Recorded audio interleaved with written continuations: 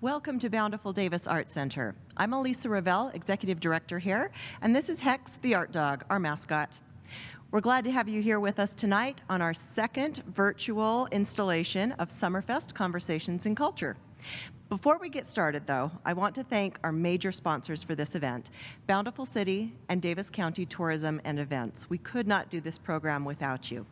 And if you'd like to support Bountiful Davis Art Center, please become a member. You can just go to bdac.org and fill out the form. Let's go ahead and get started. Please welcome James Bates, our Summerfest coordinator. Thank you for joining us tonight. Tonight we will be presenting India as part of our cultural programming.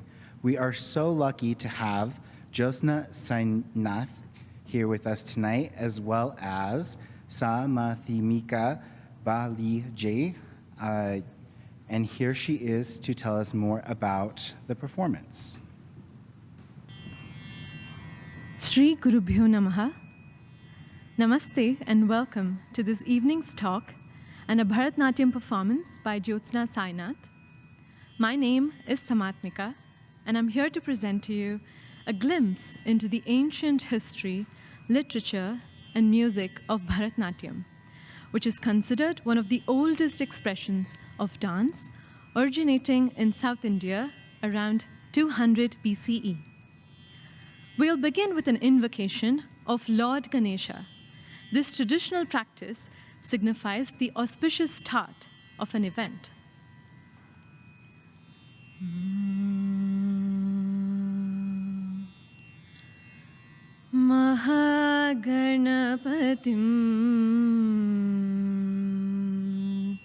Mahaganapatim manasa smarami Mahaganapatim manasa smarami Mahaganapatim manasa smarami Mahaganapatim manasa smarami Vashishtavama devati vandita Mahaganapatim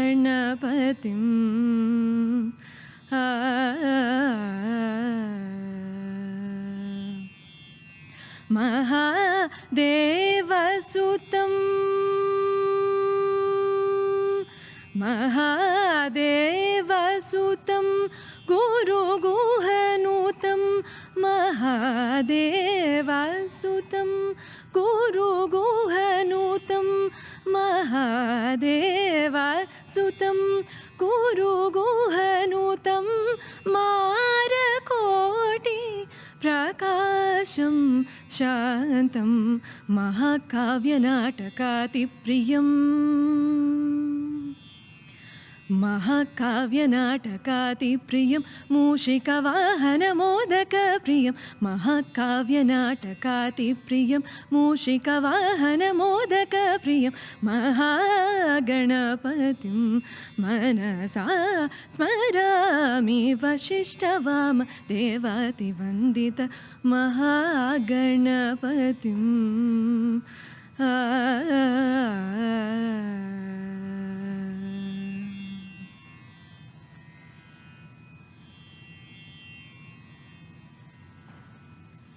Expression of life through dance in the Indian subcontinent can be traced back to the bronze figurine of the dancing girl from the period of the Indus Valley civilization. The art and science of Bharatnatyam is elucidated in the Natya Shastra, a Sanskrit treatise attributed to sage Bharata and dated between 200 BCE and 200 CE. This corresponds to the end of the Vedic period of India's civilization, which had existed for several thousand years before the Natya Shastra. India's oral tradition is even more ancient than its written. Historians speculate that the Natya Shastra likely was conceived and transmitted from a much earlier time, but compiled about 2,500 years ago into its present written format.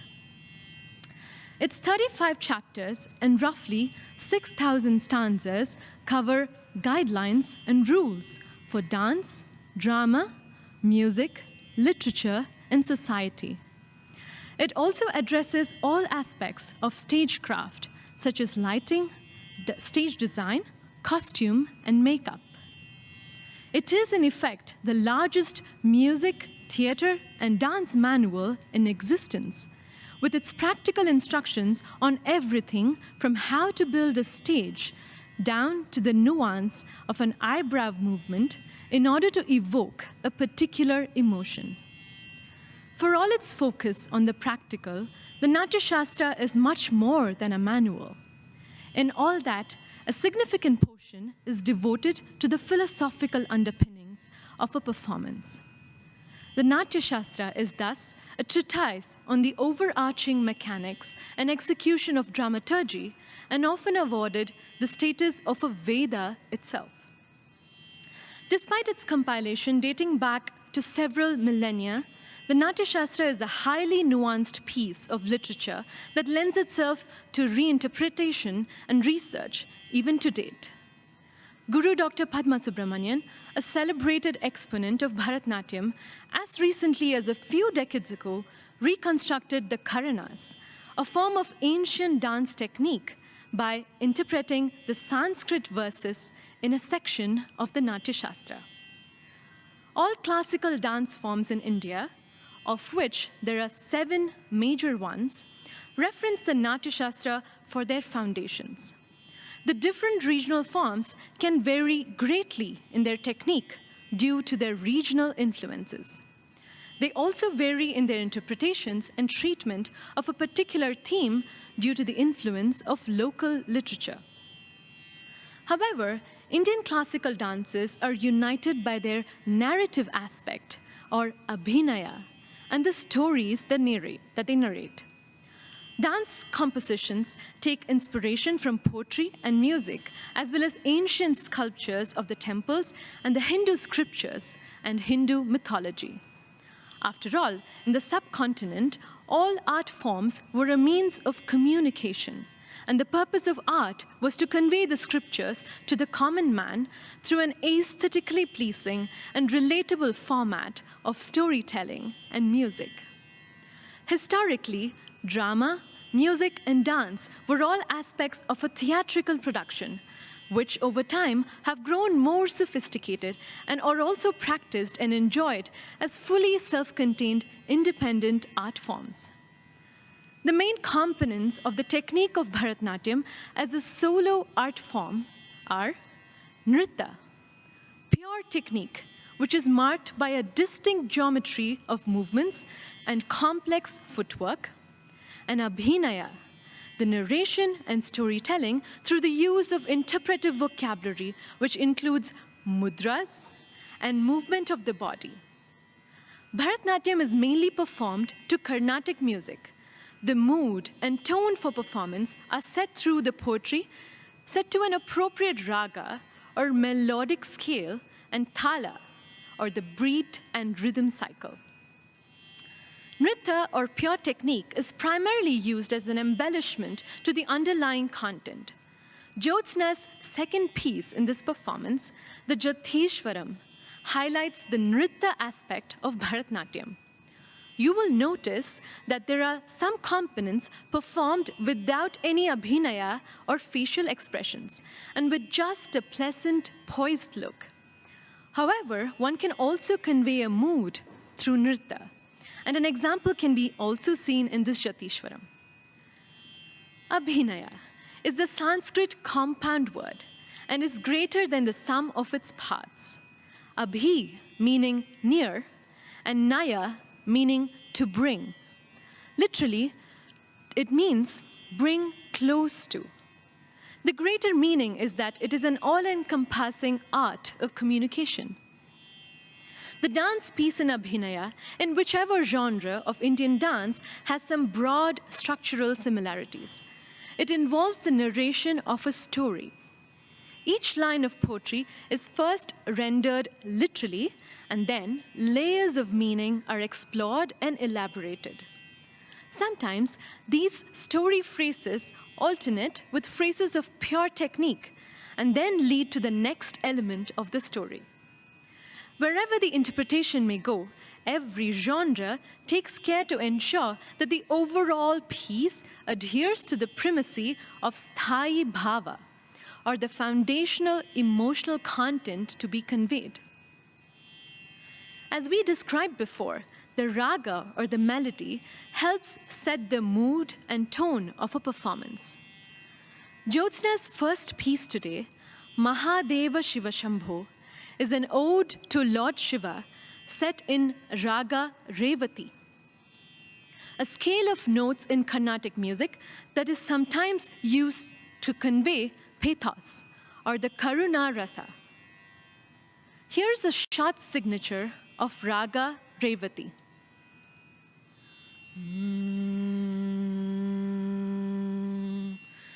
Revati,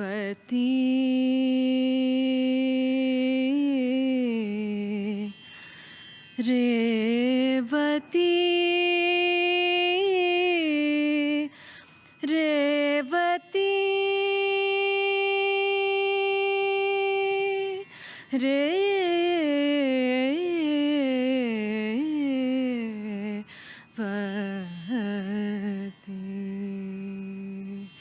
Revati,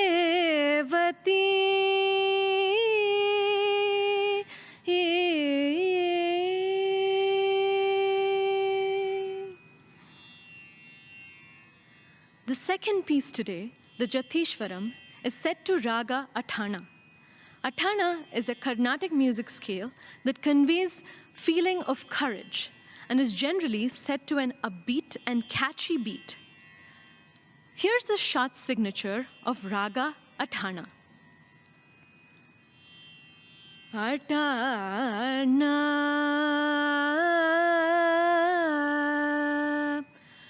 Athana,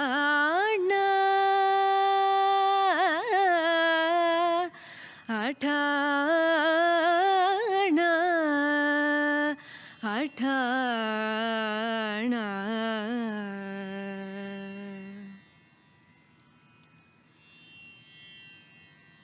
Where do the stories of Bharatnatyam come from? These stories are often from texts known throughout the country.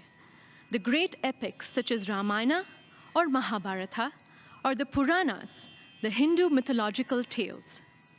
Those segments that evoke a strong emotional response are favorites for dramatic interpretation. Dance performances are anchored by these stories. The gods and goddesses of these stories manifest human foibles and are yet above them. Or they intervene in a devotee's time of need, or the story may simply be an expression of deep devotion through metaphors of human relationships. Some characters are much more approachable and sympathetic and simply affirm the divine. In Jyotsna's third piece today, Sri Krishna Kamalanatho, she tells the story of the divine child, Lord Krishna, and his mother, Yashoda. Several other pieces on Lord Krishna also deal with Yashoda's complex emotions as she navigates her adoration for her precocious child and her annoyance at his pranks.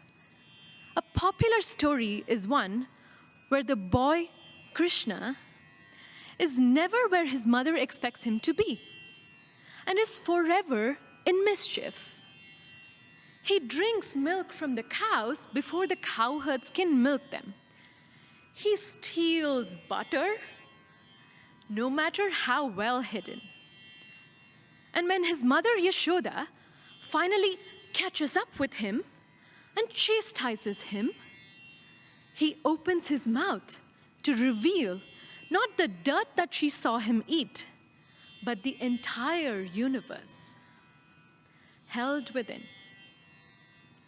In more recent times, choreographers have used the focus on conveying a mood, on inviting the audience in to contemplate difficult questions, to create new works relevant to current dilemmas.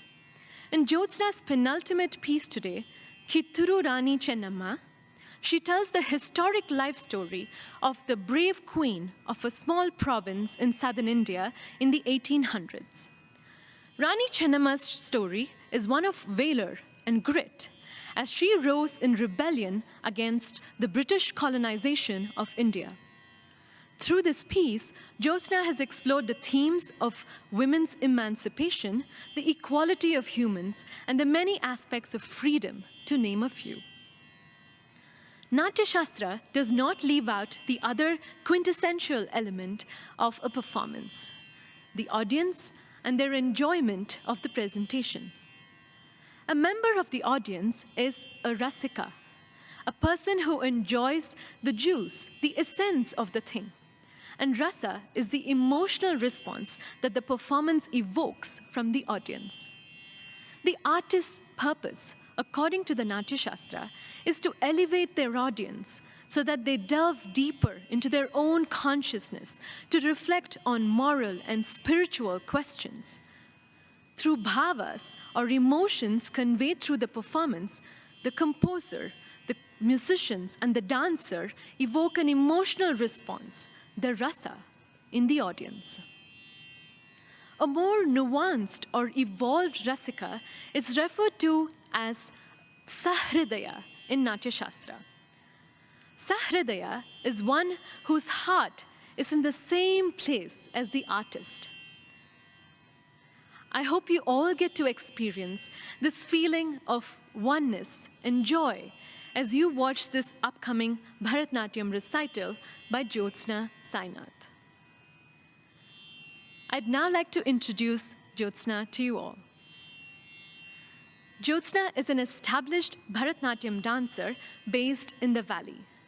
She is trained under eminent gurus of Bharatnatyam and also holds a master's degree in performing arts from Bangalore University in India. Jyotsna is the artistic director of Nitya Nritya Dance Company and is the president of Nitya Nritya Foundation, a local nonprofit. More details about Jyotsna and the foundation's work in the Valley are available at nityanritya.com. That is NITYANRITYA.com. Thank you and namaste.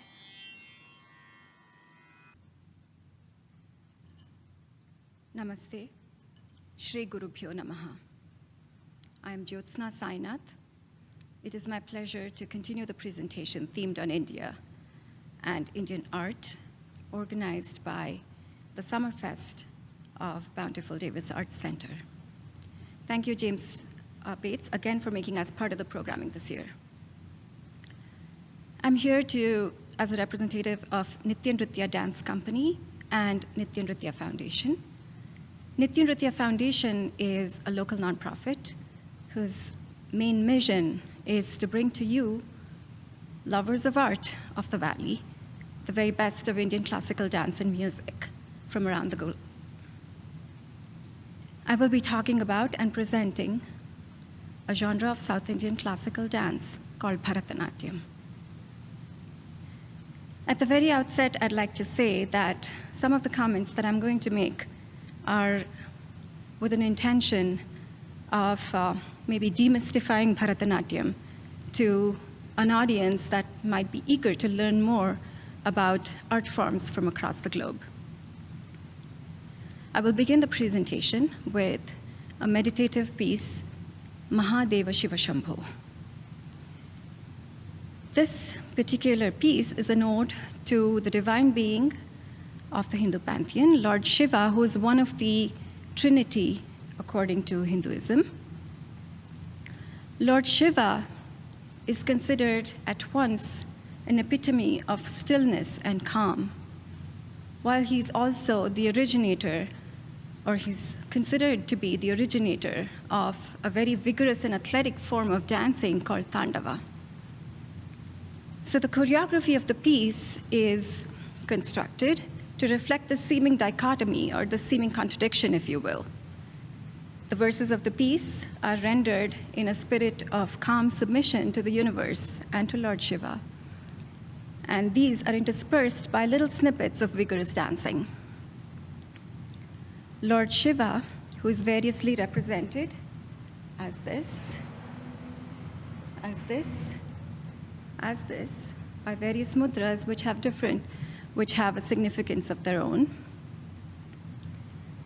According to the poem that this piece is based on, Lord Shiva is the one who is more magnetic than Cupid himself. Not just one Cupid, but a million of them. He is the one who is the protector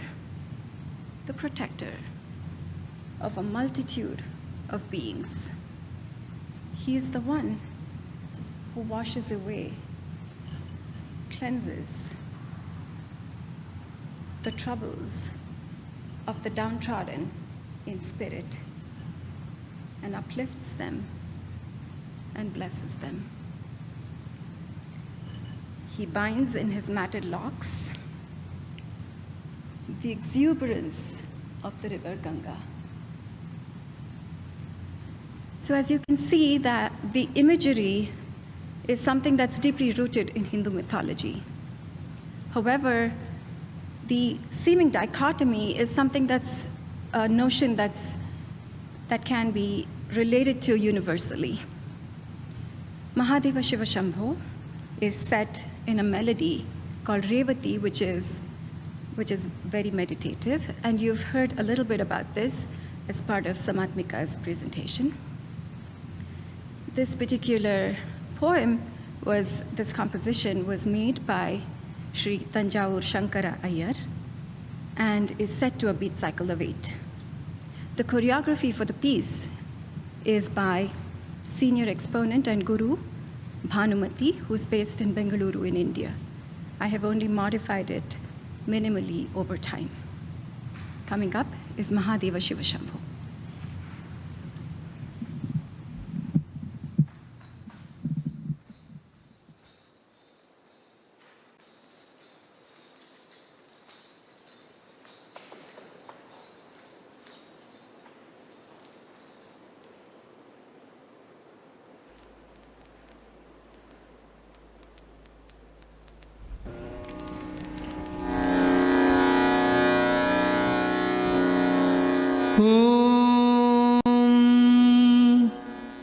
नमः शिवाय शिवाय नमः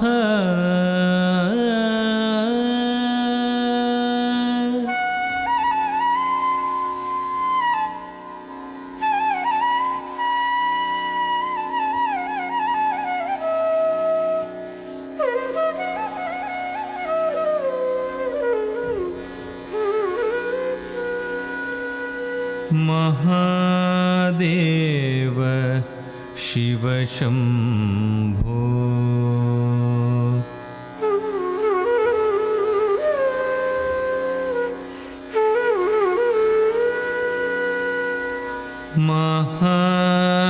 महादेव शिव शंभो श्री महादेव शिव शंभो श्री महादेव शिव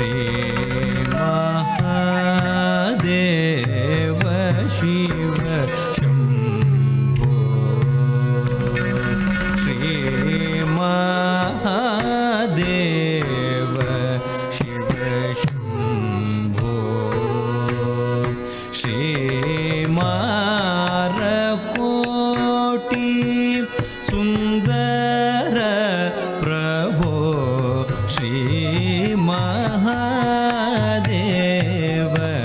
शिव शंभो श्री मारकोटि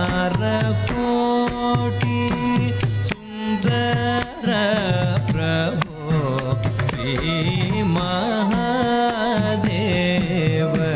शिव शंभो धीम धीम तक्क धिम्मि धिम्मि तद्धिम्मि तद्धिम्मि तरिकिट तत्तरिकिट तत्तरिकिट तद्धिम्मि तत्तरि तरिकिट तक धीम धीम तक्क धिम्मि धिम्मि तद्धिम्मि तद्धिम्मि तरिकिट तत्तरिकिट तत्तरिकिट तद्धिम्मि तत्तरि तरिकिट तक सहस्रकोटि जनपालना सहस्रकोटि जनपालना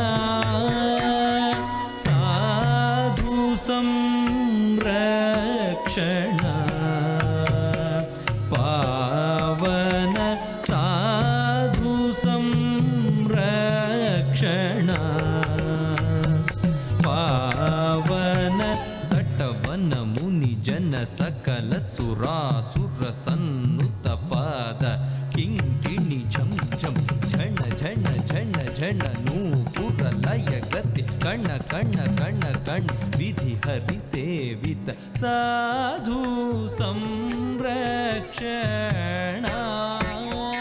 पावना साधु संरक्षणा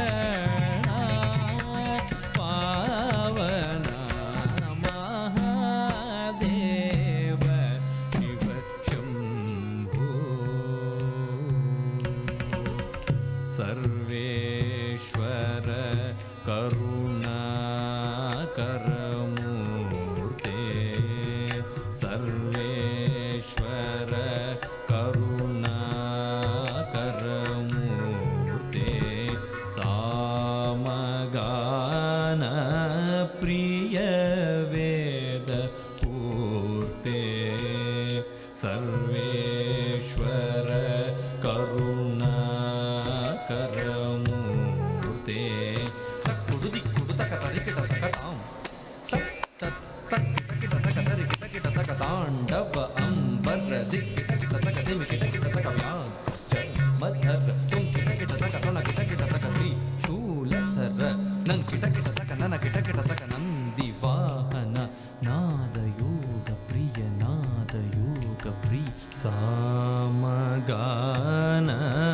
प्रिय वेद पूर्ते परमेश्वर गंगाधर कीर्ते परमेश्वर गंगाधर कीर्ते जगणं किटतक तुकतक तत्तकतां जक जक जय जय शशिर विभूषित परमेश्वर गंगाधर कीर्ते पतित पावन श्री पशुपते पतित पावन श्री पशुपते तद्धीं धीं धीं तरूप भयंकर ढमरुग हस्त तृतीय सहस्र दीक्षित नाथ नटेश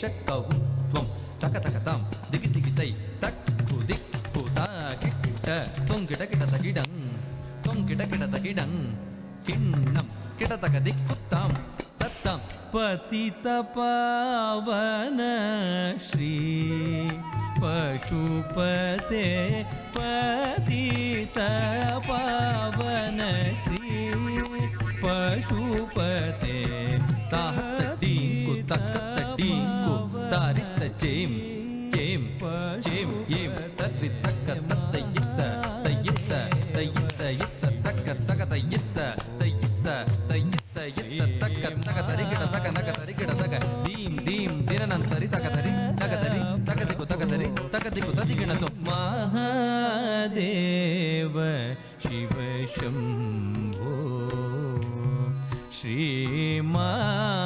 श्रीमारकोटि सुंदर प्रभो श्री महादेव शिव शंभो शिव शंभो शिव शंभो ओम नमस्ते अस्तु भगवन् विश्वेश्वराय महादेवाय त्र्यंबकाय त्रिपुरांतकाय त्रिकाग्निकालाय कालाग्निरुद्राय नीलकंठाय मृत्युंजयाय सर्वेश्वराय सदाशिवाय श्रीमन्महादेवाय नमः।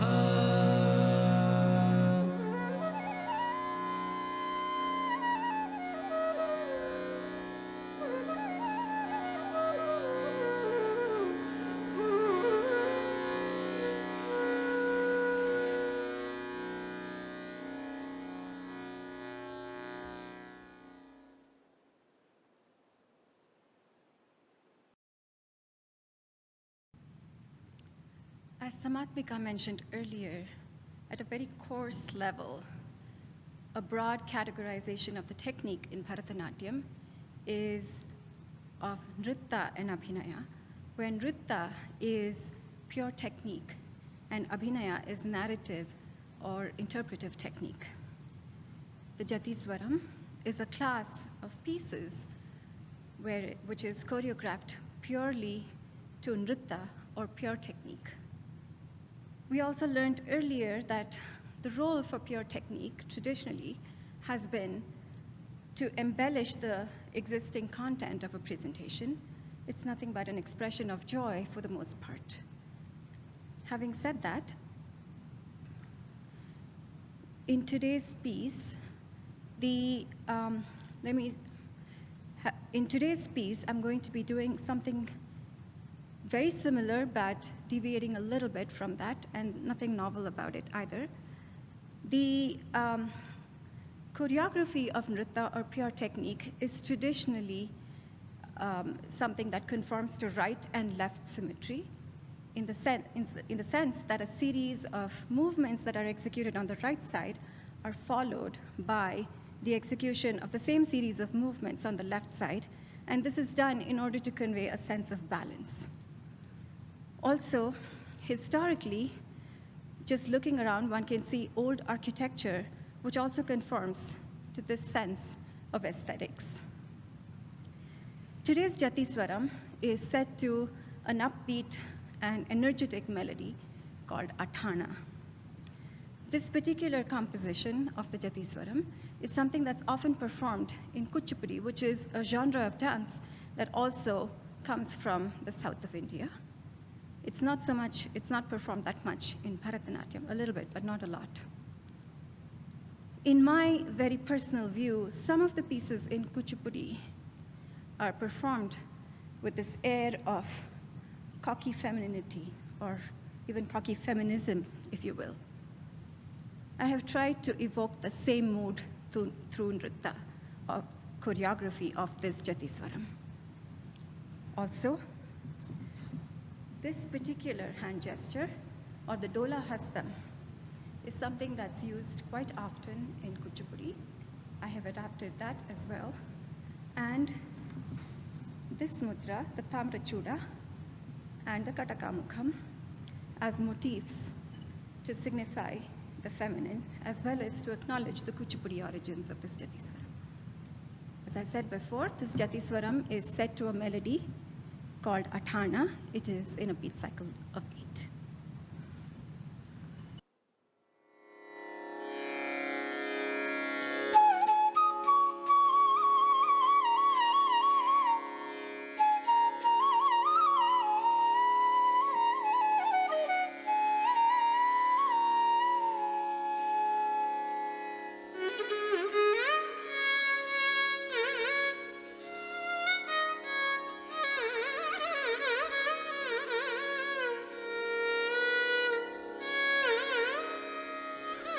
तारी जेम तकनाम तरीता तारी जेम तकनाम तरीता तारी जेम तकनाम तरीता तारी जेम तकनाम तरीता तारी जेम तकनाम तरीता तारी जेम तकनाम तरीता तारी जेम तकनाम तरीता तारी GeM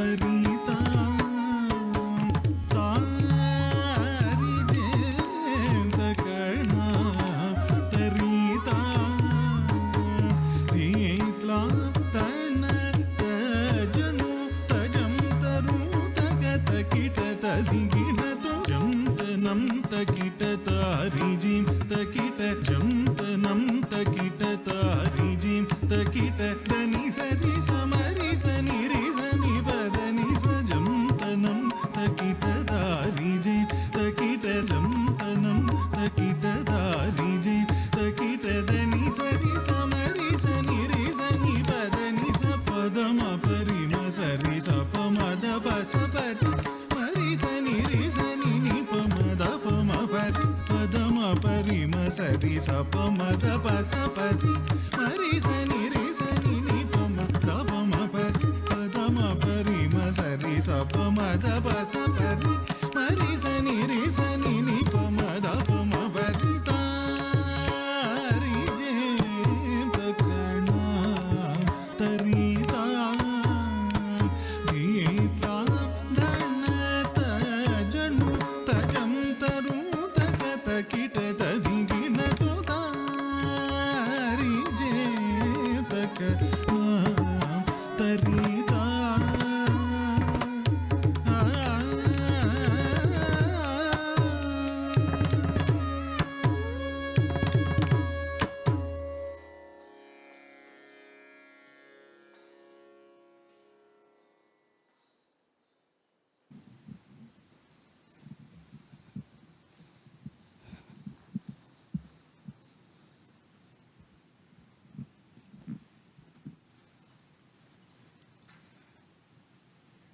What you just saw was the Jatiswaram, or a snippet of a Jatiswaram. It's about maybe half the piece, which I just presented as an illustration of how one might use nritta, which is essentially pure dance, in order to build or create a mood.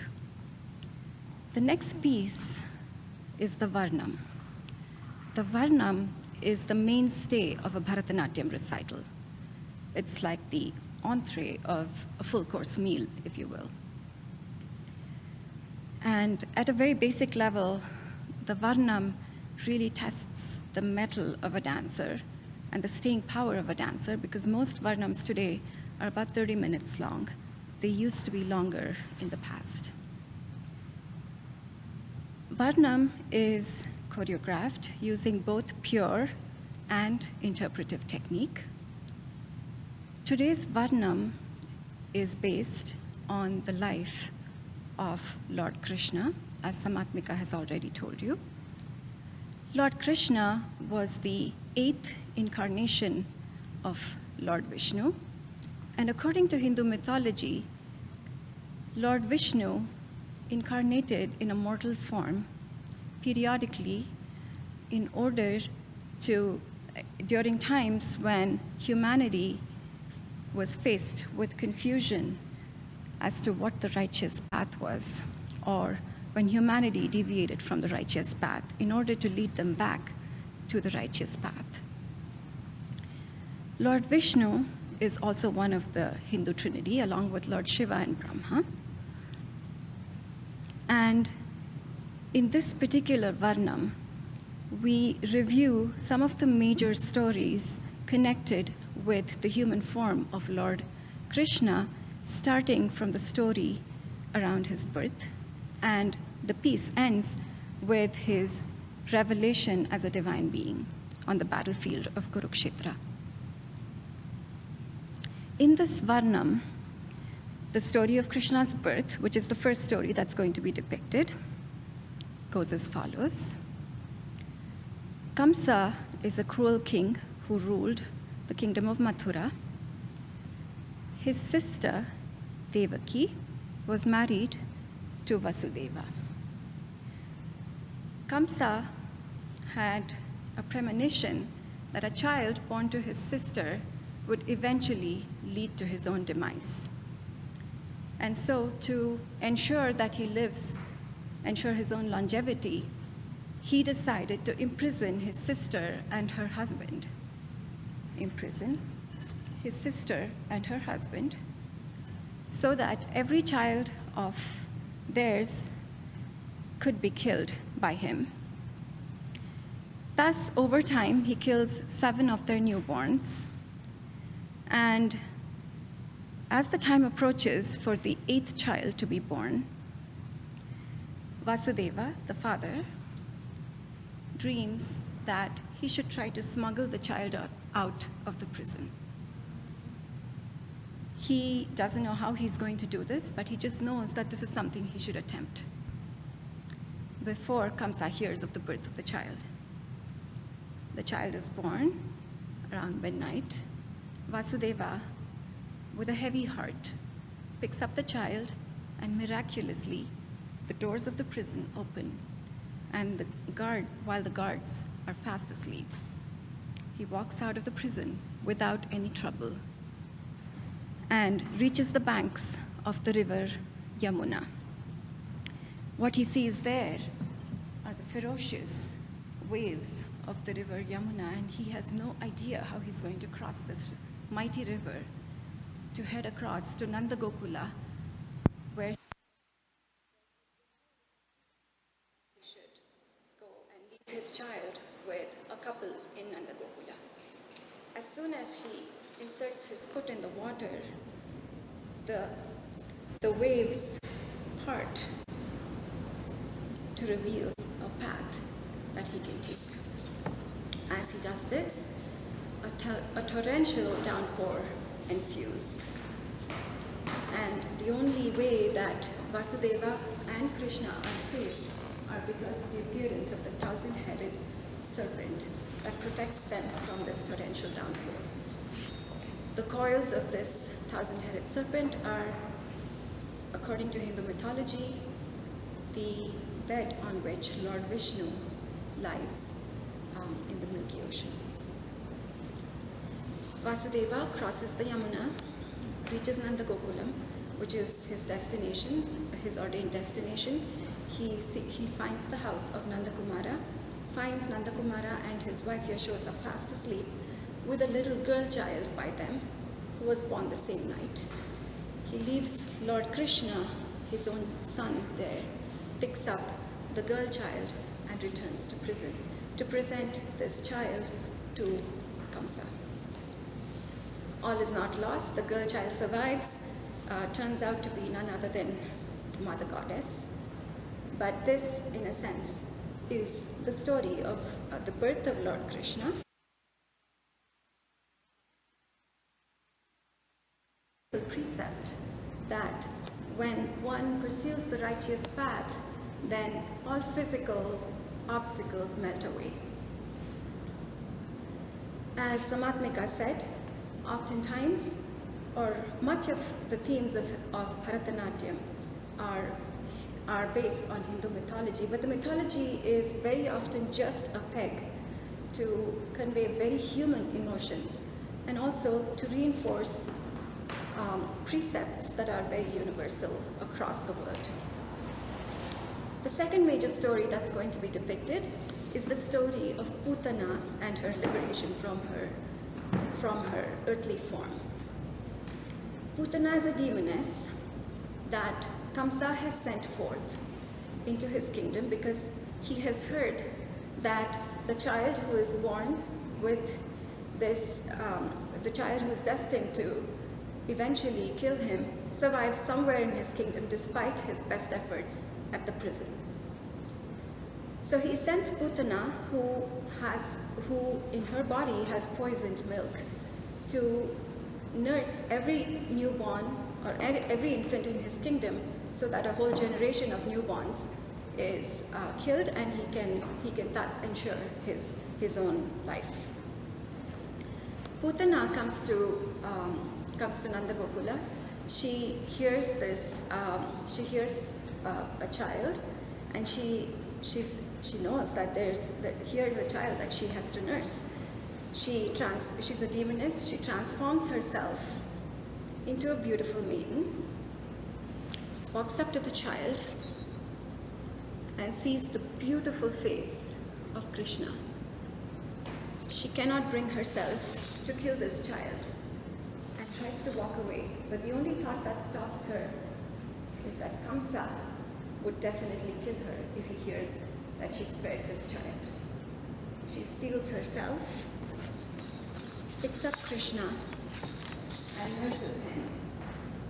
But the determined little Krishna sucks her life out of her, thus liberating her from her earthly form. Now, the death of Putana is called as Putana Moksha, or the liberation of Putana, or the salvation of Putana, rather than the death of Putana, because she is supposed to have died by in an expression of the highest form of maternal love towards Lord Krishna. The last story which is depicted in this Varnam is the story of the battle of Kurukshetra. The righteous on the one side, represented by the Pandavas, and the opposite side, represented by the Kauravas, who outnumbered the Pandavas. Arjuna, who is the prime archer on the side of the Pandavas, is aided by Lord Krishna in the role of a charioteer. Arjuna enters the battlefield in great confidence and gets off his chariot with Ilan, only to see that aligned in front of him are his own kith and kin. Right in front of him is the aged, bearded Dronacharya, who leads the Kaurava army, someone whom he considers equivalent to his own father. Can he think of slaying someone like that? Also, as part of his opposition, are his younger cousins, people that he grew up with in the past. All these people are mine. How can I kill them? How can I even think of killing them? I cannot do this. He lays his weapons and declares that he cannot go on with the war. Krishna, his charioteer, has been watching all of this for a few minutes. Then he tells him, listen to me. Listen to what I say. All of this in front of you is neither hate, nor friendship, nor love. Everything in front of you is just Maya, or illusion. That's the only thing that you see. The only singular truth in life is that of the righteous path. No other. When Arjuna is still unconvinced, Krishna endows him with Divya Drishti, or divine sight, and assumes his divine form, and tells him that it's only for the upliftment of dharma, or the righteous path, that I am born age after age, aeon after aeon, in different forms. And he shows him his full divine form. So, we bring to you Sri Krishna Kamala Natho. This is a Varnam, which is in the melody Preeti Gaula, which is set to a beat cycle of 8. And it's a choreography of my Guru Narmada, late Guru Narmada. I have only modified it slightly over time.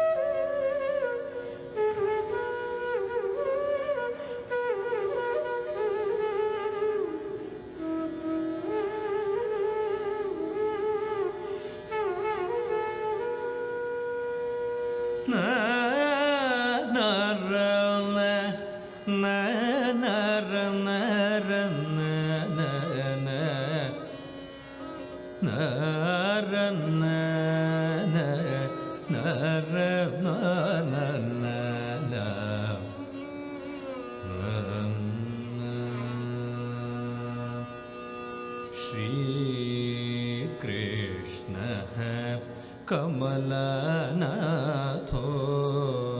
वासुदेवः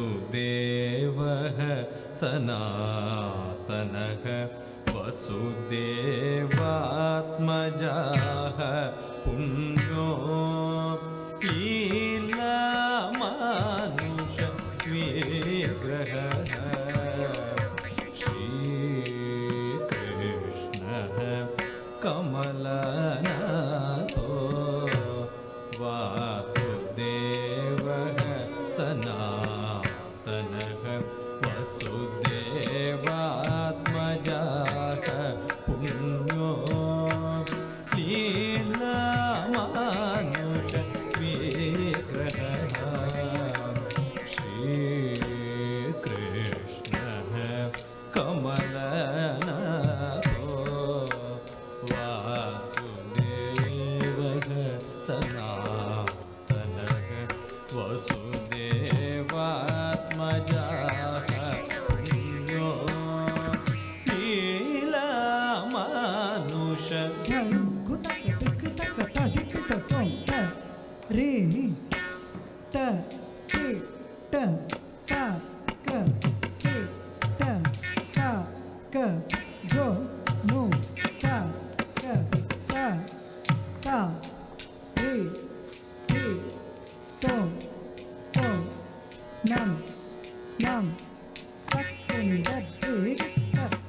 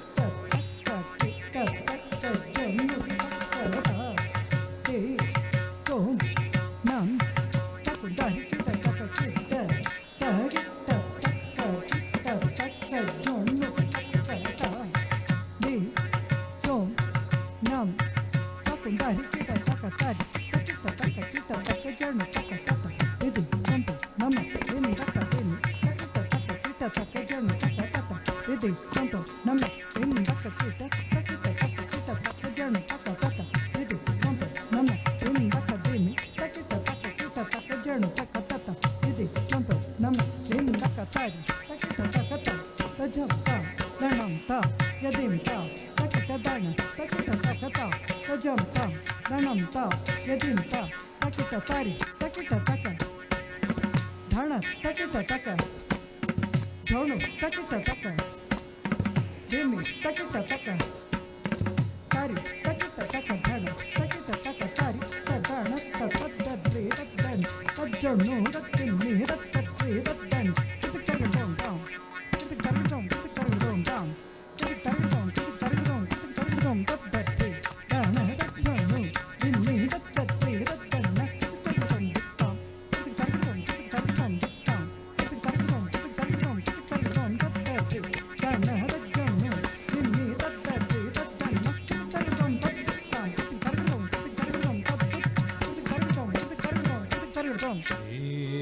श्रीकृष्णः कमलनाथो वासुदेवः सनातनः वसुदेवात्मजाः पुण्यो लीलामानुषविग्रहः श्रीकृष्णः कमलनाथो वासुदेवः सनातनः वसुदेवात्मजाः पुण्यो लीलामानुष विग्रहः श्रीकृष्णः कमलनाथो वासुदेवः सनातनः वसुदेवात्मजाः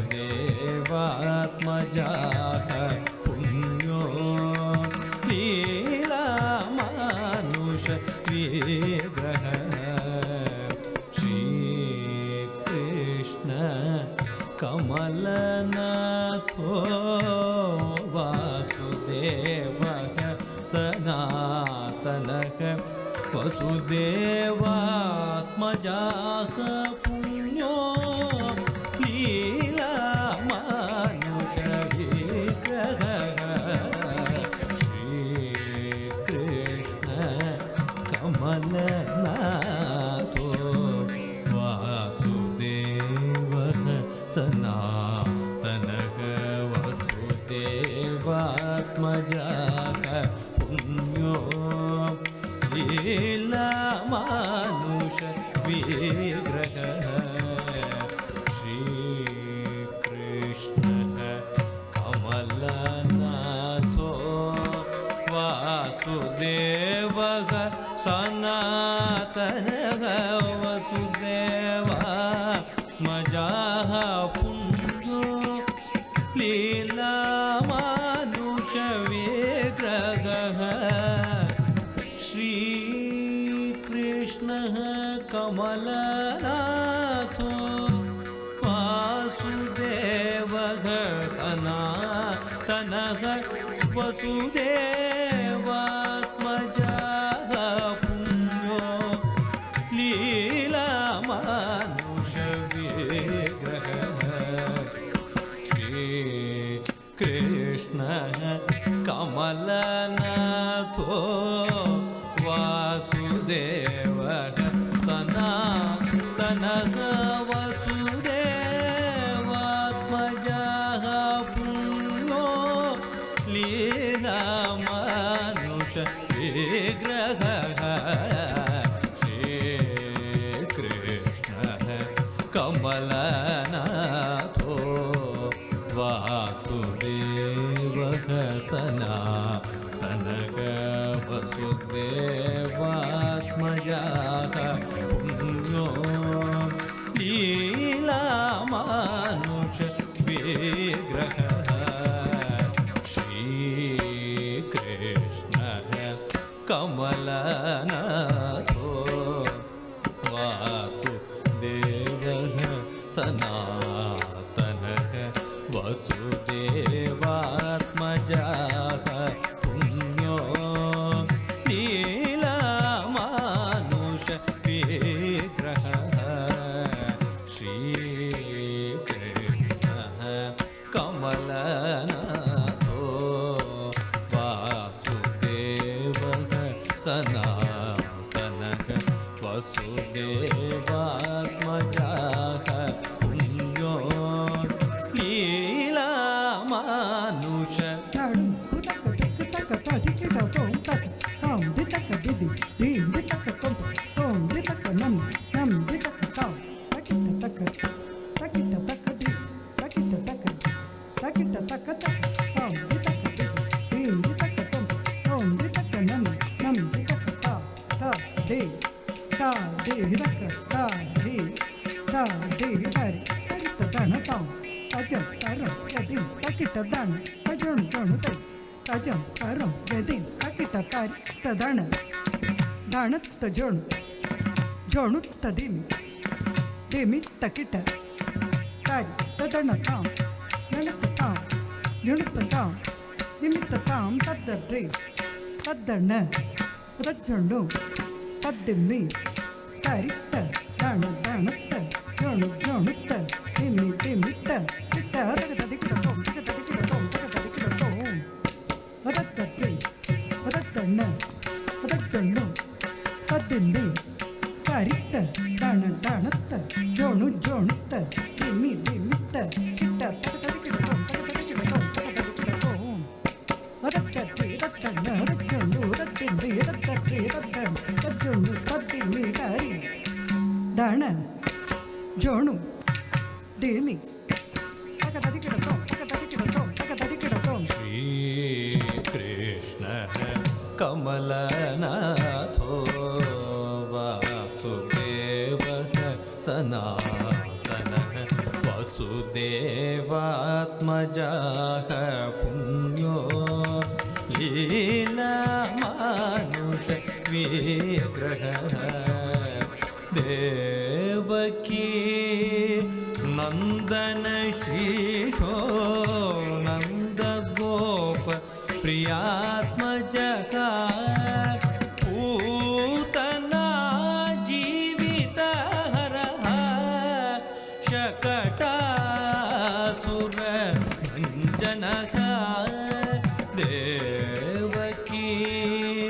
नन्दन शीशो नन्दगोप प्रियात्मजः देवकी नन्दन श्रीशो नन्दगोप प्रियात्मजः देवकी नन्दन श्रीशो नन्दगोप प्रियात्मजः पूतना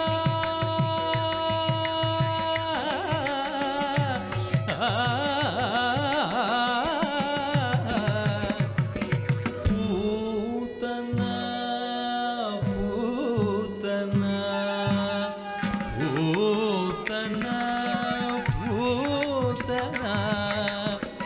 पूतना पूतना पूतना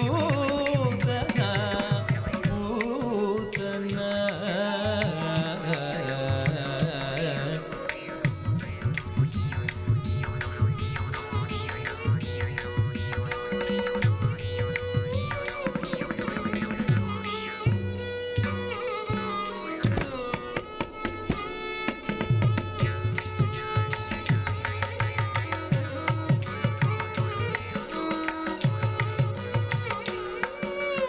पूतना जीवितहरः पूतना जीवितहरः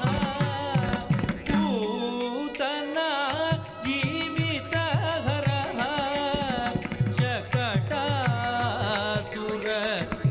शकटासुरभञ्जनः पूतना जीवितहरः शकटासुरभञ्जनः देवकी नन्दनशीशो नन्दगोप प्रियात्मजः पूतना जीवितहरः शकटासुरभञ्जनः देवकी नन्दनशीशो नन्दगोप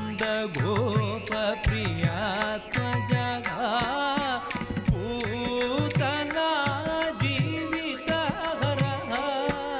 पूतना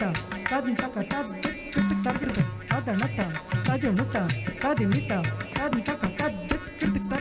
देवकी नन्दनशीशो नन्दगोप प्रियात्मजः पूतना जीवितहरः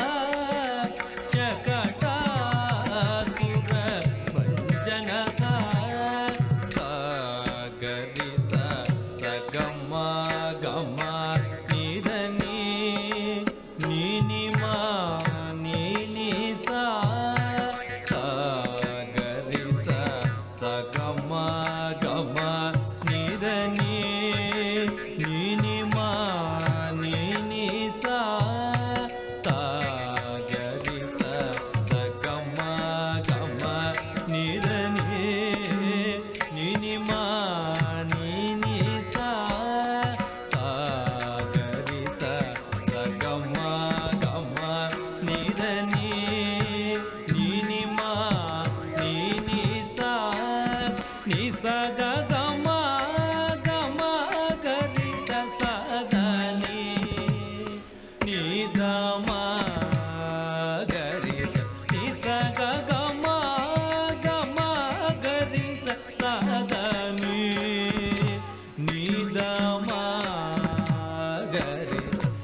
ಸ ಗ ಗ ಮ ಗ ಮ ಗ ರಿ ಸ ಸ ದ ನಿ ನಿ ದ ಮ ಗ ರಿ ಶ್ರೀ ಕೃಷ್ಣ ಕಮಲನಾಥೋ ವಾಸುದೇವಕ ಸನಾತನಕ ವಸುದೇವಾತ್ಮಜಾಃ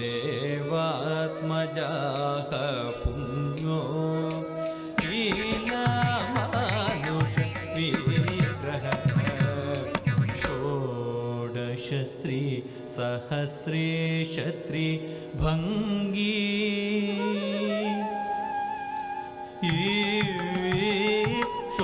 षोडशस्त्री सहस्रेशत्री भंगी मधुराकृतिः शुकवागामृताबिन्दु गोविन्दो योगिनां पतिः षोडशस्त्री सहस्रेशत्री भंगी मधुराकृतिः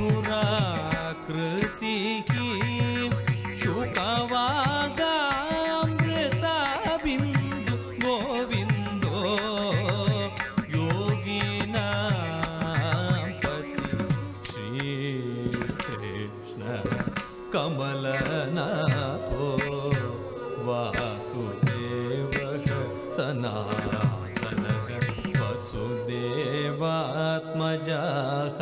पुण्यो लीलामानुष विग्रहः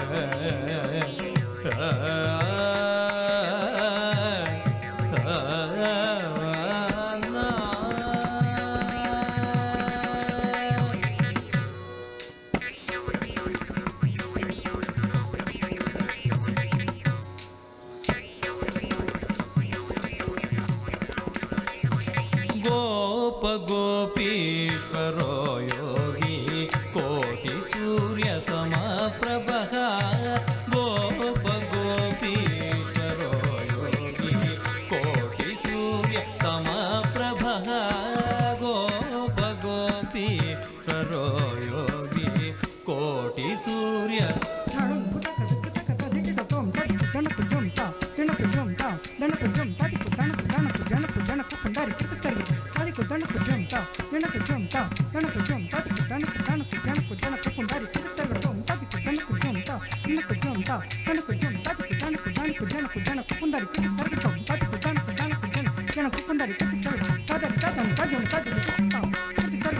गोप गोपीश्वरो योगी कोटि सूर्य समप्रभः गोप गोपीश्वरो योगी कोटि सूर्य समप्रभः गोप गोपीश्वरो योगी कोटि सूर्य समप्रभः गोप गोपीश्वरो योगी कोटि सूर्य समप्रभः गोप गोपीश्वरो योगी कोटि सूर्य समप्रभः गोप गोपीश्वरो योगी कोटि सूर्य समप्रभः स गरि स नि स ग ग म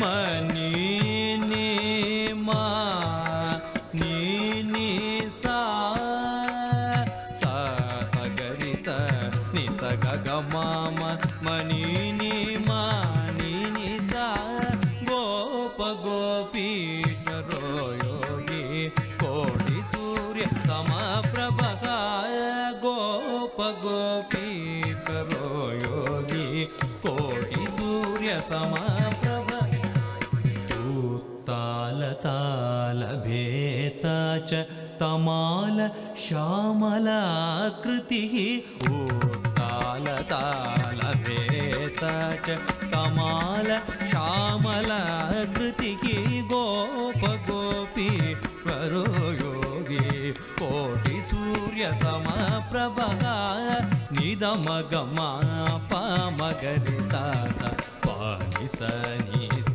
गम गम गम गरि स नि निदम गम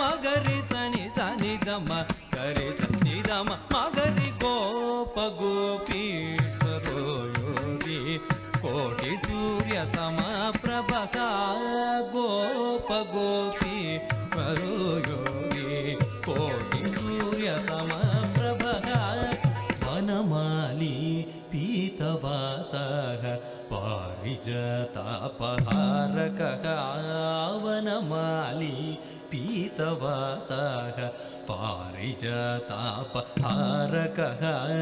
गो वर्धना च लोधात्र गोपाल सर्वपालकः वनमाली पीतवासः पारिजातापहारकः गो वर्धना च लोधात्र गोपाल सर्वपालकः गोप गोपीश्वरो योगी कोटि सूर्य समाप्रभः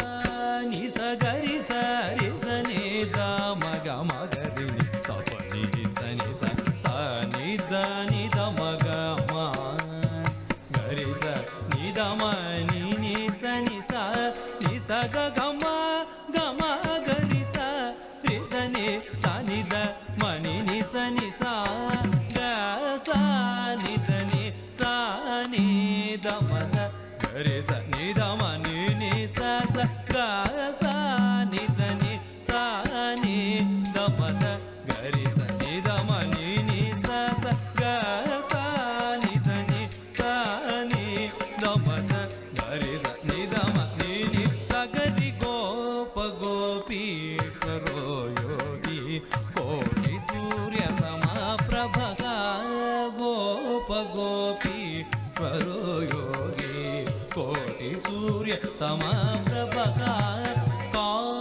काळीय फणिमाणिक्य रञ्जित श्री पदाम्बुजः पार्थसारथिरव्यक्तो गीतामृत महोदधिः जलक्रीडा समासक गोपी वस्त्रापहारकः पुण्यश्लोकोर्तीर्थ पादो वेद वेद्योदयानिधिः पुण्यश्लोकोर्तीर्थ पादो वेद वेद्योदयानिधिः पार्थसारथिरव्यक्तो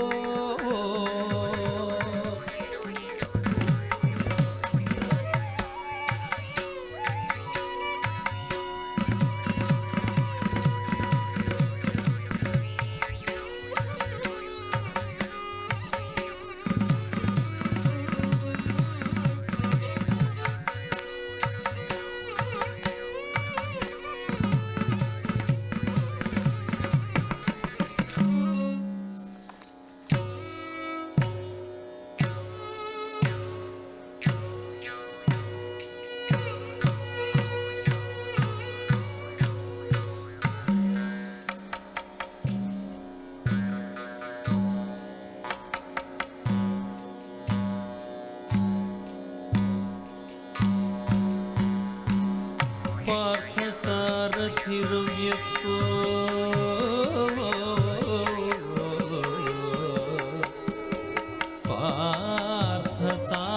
पार्थसारथिरव्यक्तो गीतामृत महोदधिः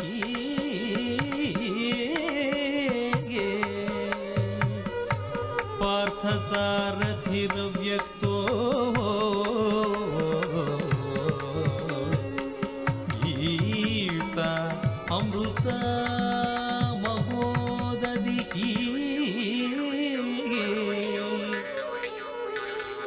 गीता अमृत महोदधिः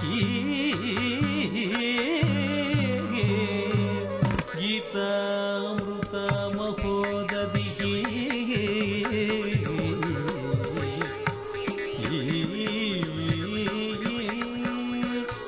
यदा यदा हि धर्मस्य ग्लानिर्भवति भारत अभ्युत्थानम् अधर्मस्य तदात्मानं सृजाम्यहम् परित्राणाय साधूनां विनाशाय च दुष्कृताम् धर्म संस्थापनार्थाय संभवामि युगे युगे सम्भवामि युगे युगे सम्भवामि युगे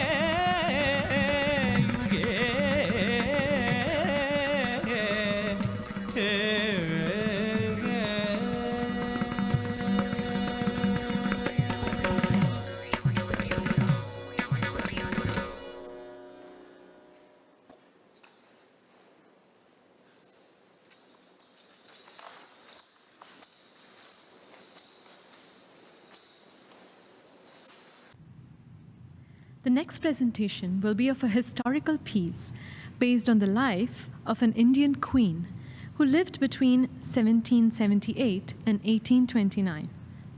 Rani Chennamma was the fearless and determined queen of the kingdom of Kitturu, now a part of the modern state of Karnataka in India.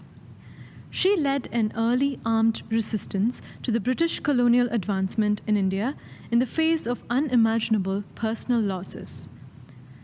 Jyotsna premiered an hour-long production based on Rani Chennamma's life last year. This piece is a short peek into that production. This piece is constructed as a reverie from the time when Rani Chennamma is imprisoned in a dingy part of the Bailaholonga fort in Karnataka by the British. She remembers how she first met her husband, King Mallas Raja, who had predeceased her. Legend has it that Chennamma, as a young girl, fully trained in the arts of archery, horse riding, and hunting, was once out hunting in the forest. She shoots a beast with an arrow, only to find that it was simultaneously struck with two arrows, and not just her own. On approaching the beast, she sees a man who is also claiming the same beast as his victim.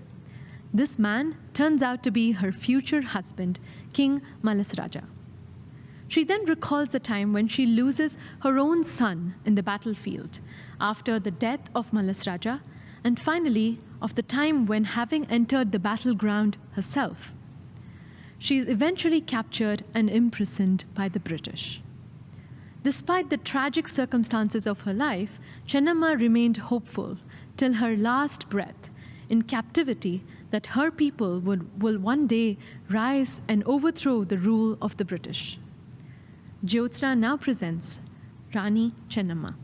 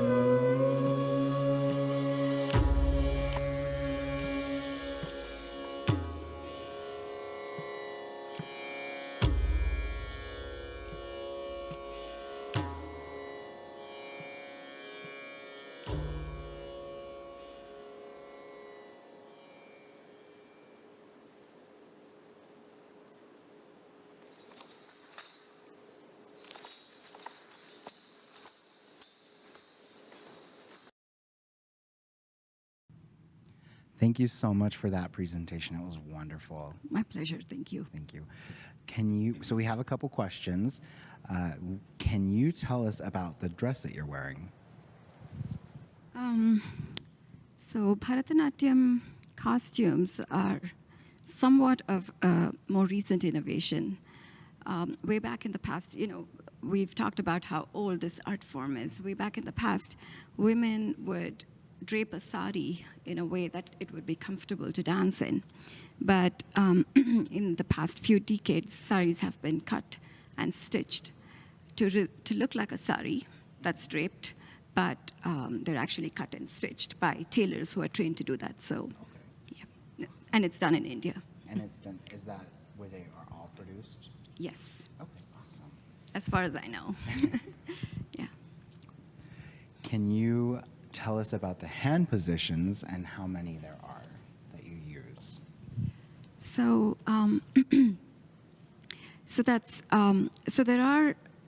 there are some fundamental building blocks in terms of hand gestures. Let me indicate some. So we have single-handed gestures of this sort, there are 28 of them, and there are also double-handed gestures like this. But not all of the if we pick this particular single-handed gesture, it has a multitude of applications depending on where you place it. So there are, I don't think I've counted the number of applications across all of these single and double-handed gestures, but there are really, I would say it runs into hundreds of hand Wow. positions, which each mean different things. So just the slightest position of your hand changing means something completely different. Yes, for instance,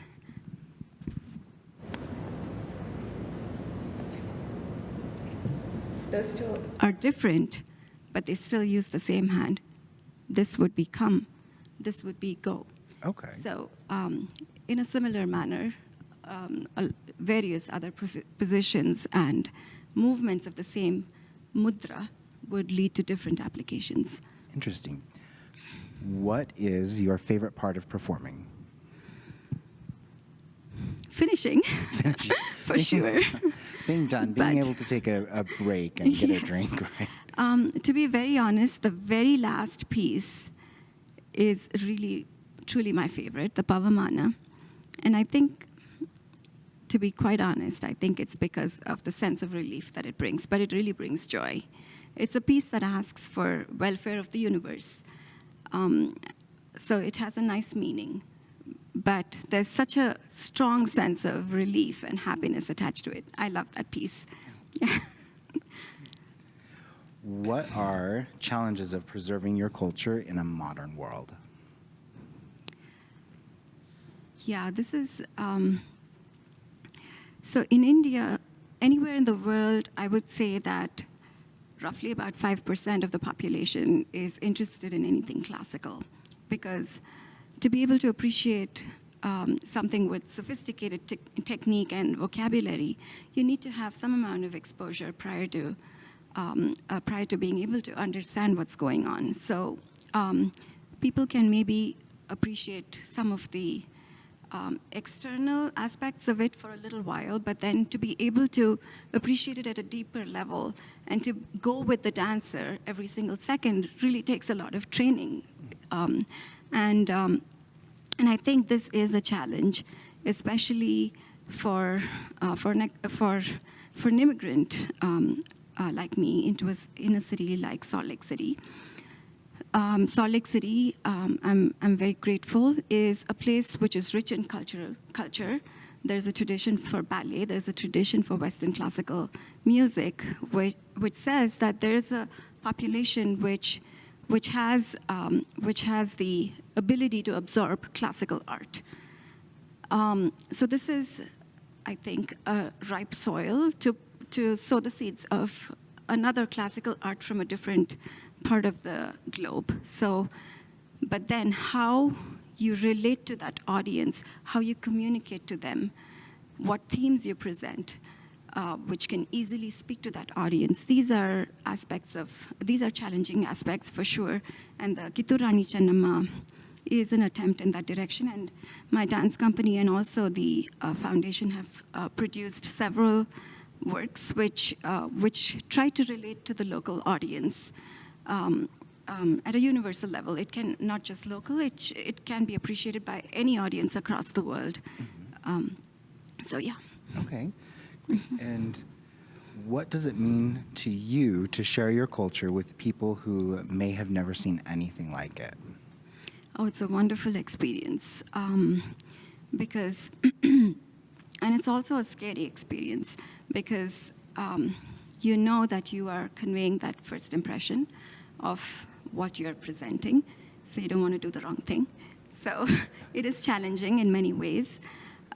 You want to be able to connect with the audience, but when you do connect with them, it's wonderful. Awesome. That's a wonderful aspect of it. Yeah. Can you tell us a little bit more about where we can find information about your company? We have a Facebook page, Nitya Nritya Dance Company is the name of the page. Our the first two words are spelled as Nitya, Nritya, which is the R. That's different with the second word. And we also have a website for the nonprofit, Nitya Nritya Foundation. The name of the website is nityanritya.com. So there's information about our past work and also upcoming projects on both of these resources. Great. I think we will link that in the video. So Thank you very much. Thank you so much for being here. Thank you. It was truly my pleasure. Thank you. Is there any art in which India does not excel in? Up next, the culinary arts with an easy recipe for you to try at home.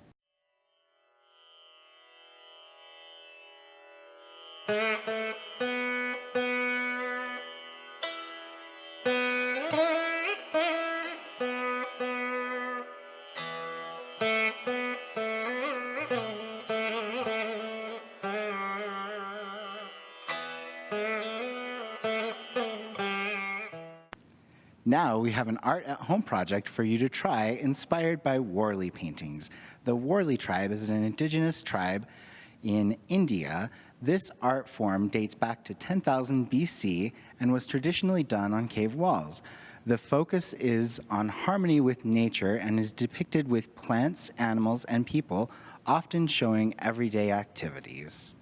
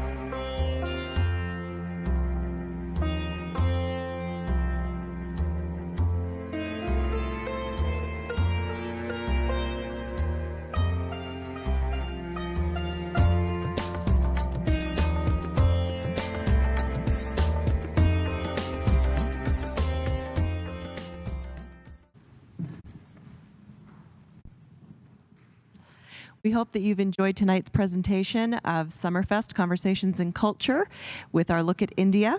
Again, we just want to thank our sponsors, Davis County Tourism and Events and the City of Bountiful. Thank you very much for helping us present this. We also want to give special thanks to tonight's performers and to all of our crew that helped us out, Anna Krebs doing the live stream, John Catlin as our sound engineer, and MJ for photographing the performances. Thank you so much. We hope you had a great time.